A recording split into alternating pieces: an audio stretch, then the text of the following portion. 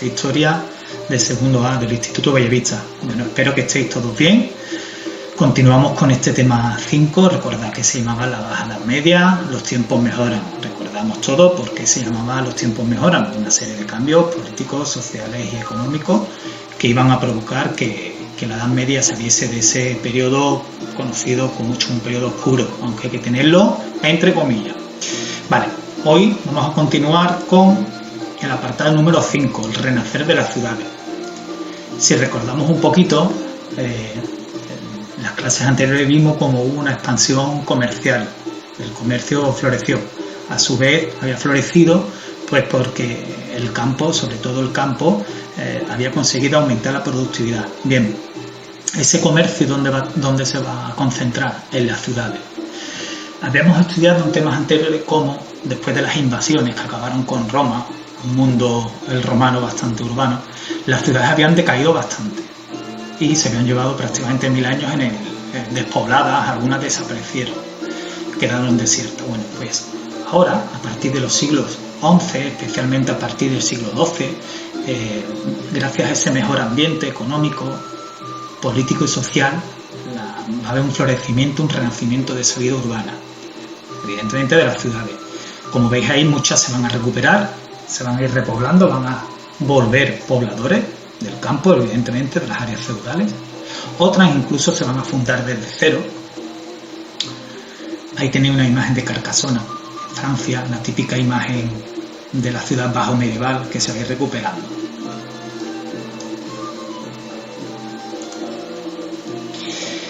¿Qué ocurre? Mirad, en las ciudades se respiraba aire de libertad.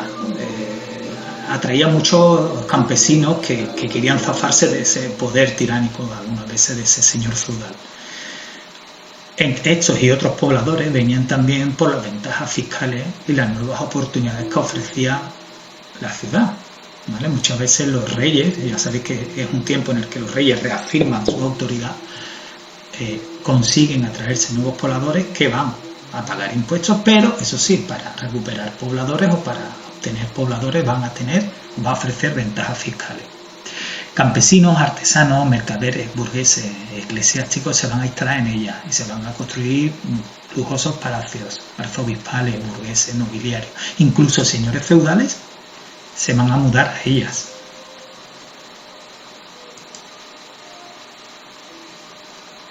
El gobierno de la ciudad.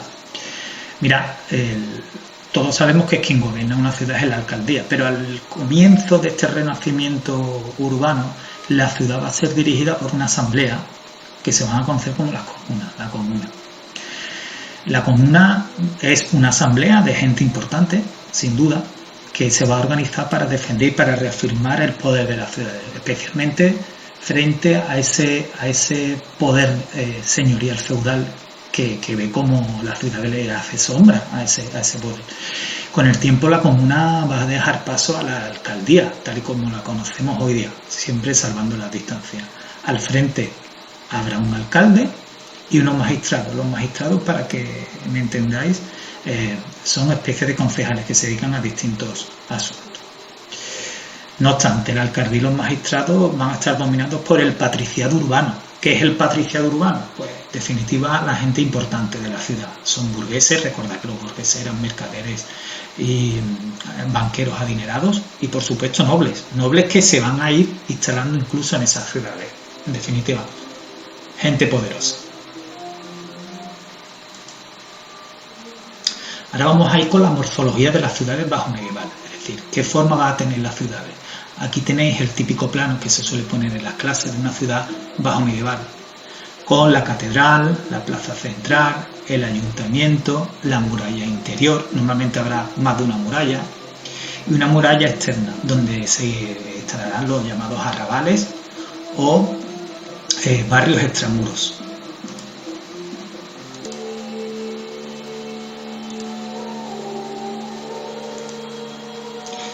Volvemos a tener ahí la imagen de Carcassona, en Francia, ¿vale? Ciudad impresionante, en la que se aprecia perfectamente la catedral, el palacio del gobernador, la primera línea de muralla y una segunda línea de muralla en alto, ¿vale? Las ciudades se ubicaban normalmente próximas a rutas comerciales, ya sea terrestres o marítimas, un puerto, como podéis ver en la imagen. Disponían de buenas tierras y cursos de agua, muy importantes para la salubridad de las ciudades. Se rodeaban, como hemos dicho antes, de murallas que se iban ampliando, iban absorbiendo esos barrios extramuros. En Sevilla, el caso de Triana, por ejemplo. En esos barrios extramuros estaban también muchas veces los cementerios. El plano de la ciudad no tiene nada que ver al plano endamero que vimos en las ciudades romanas. Aquí el plano, que es la disposición del trazado de las calles, es irregular, abigarrado, con calles tortuosas. En cuanto a la salubridad, tenemos la típica imagen de esa ciudad medieval insalubre, sucia. El alcantarillado o no tienen, o si lo tienen de época romana, han caído en desuso, lo que va a traer bastantes epidemias, pandemias, como la que veremos del siglo XIV. Aquí os he puesto una cosa un poco así anecdótica, pero que tiene su contexto histórico. Me refiero a la leyenda del flautista de Hamelin. Hamelin es una ciudad alemana en la que cuenta la leyenda que en el siglo XIII, en 1284, ocurrió una desgracia. Estaba infestada de esta ciudad alemana, estaba infestada de ratas y contrataron los servicios de un flautista que les prometía que con su toque de flauta se llevaba todas las ratas. En verano de 1284 cuenta la leyenda que este flautista consiguió llevarse todas las ratas y las hundió y las ahogó en un río. Al no ver satisfecha los servicios de este flautista, decidió vengarse y una noche se llevó a los niños, tocando la flauta, se llevó a los niños del pueblo y nunca más se volvieron a saber de él. Según la versión original, los ahogó también en un río. Esta leyenda fue recreada y escrita en una fábula por los hermanos Grimm. Y ahí tenéis una breve sinopsis de ella y una imagen de este flautista. Esto tiene que ver con la falta de salubridad. Eran sucias, bastante sucias. Seguimos. Como hemos dicho, en cuanto a la morfología, la parte principal de la ciudad la formaba la plaza. Aquí tenemos la plaza del Ayuntamiento de Siena, en Italia. Yo he estado allí, es impresionante, preciosa. Una gran plaza que tiene el ayuntamiento.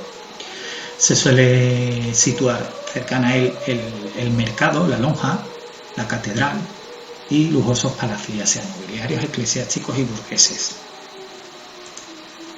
Vamos a ver más imágenes. Tenéis ahí el ayuntamiento de Lovaina, en Bélgica, edificio maravilloso de estilo gótico, y al lado pues tenéis la catedral de Chartres en Francia, una catedral de estilo gótico que ya veremos en los próximos días. Palacios hemos dicho que se van a construir por toda la ciudad, normalmente en los centros, en la parte más central. Palacio que corresponde a los burgueses y a los señores nobiliarios, nobles que se van también a la ciudad. Es el centro donde el bullicio y las nuevas corrientes se concentraban. Ahí tenemos un palacio, el Palacio Ducal en Venecia.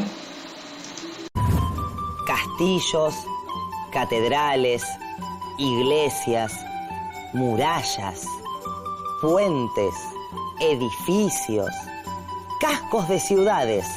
En Europa hay muchísimos ejemplos de arquitectura medieval. Pero ¿cómo eran estas ciudades de la Baja Edad Media?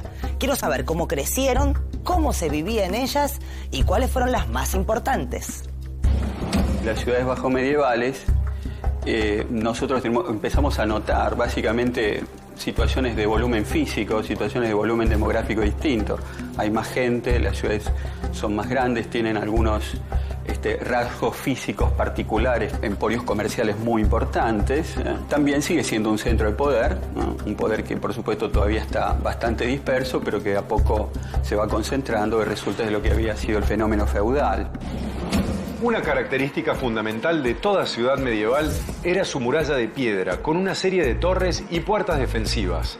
La finalidad de los muros era proteger a los habitantes de algún ataque, pero también permitían cobrar impuestos por los productos que ingresaban y regular el flujo de gente y de bienes. La línea del horizonte de una ciudad medieval estaba dominada por las torres de los castillos, los edificios gubernamentales y sobre todo por las iglesias, que en muchos casos eran numerosísimas. Londres, por ejemplo, a comienzo del siglo XIII, tenía 120 iglesias. Cuando una ciudad era sede de un obispo, su enorme catedral se destacaba sobre las demás construcciones. Los castillos seguían en importancia a las iglesias, pero su número variaba de acuerdo a la localización de las ciudades. En Italia, las torres de los castillos marcaban el horizonte urbano, propiedad de los nobles y comerciantes del lugar. París estaba dominada por dos castillos reales, la Bastilla y el Louvre, luego reformado y convertido en palacio, y hoy uno de los museos más importantes del mundo. Estoy mirando un plano de una ciudad medieval y veo que hay calle de los zapateros, calle de los talabarteros, calle de los herreros, y no es que las calles tengan esos nombres, sino que parece que en cada una se concentraban las personas que se dedicaban a un mismo trabajo. ¿Y a qué se dedicaba la gente además de estos oficios? Las iglesias y los castillos contaban con una cantidad de personas vinculadas con ellos, pero la mayor parte de los habitantes eran mercaderes y artesanos. El área mercantil incluía bodegas, hospedajes y tabernas. En la ciudad había una región artesanal, la que estabas viendo en el plano, Ernestina, dividida de acuerdo a cada oficio, y cada uno de estos tenía su propia calle en la que se desarrollaba esa actividad. Para los mercaderes y los artesanos, el trabajo y la vida familiar se entremezclaban. Enseñaban sus oficios a sus hijos, esposas y aprendices, y sus hijos podían ser a su vez aprendices de otros artesanos o mercaderes. Las mujeres administraban el hogar, compraban y preparaban la comida, lavaban la ropa y ayudaban a sus maridos en sus oficios.